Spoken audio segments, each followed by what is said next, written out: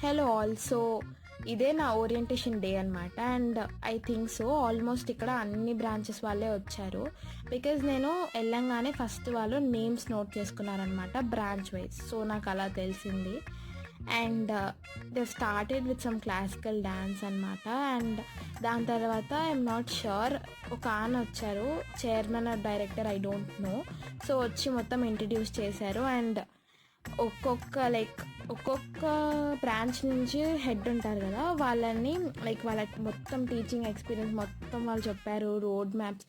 To be honest నాకైతే చాలా boring అనిపించింది. బికాజ్ ఒక్కొక్క టీచర్ క్వాలిఫికేషన్ ఇవంతా తెలుసుకునేసరికి నాకైతే అబ్బా.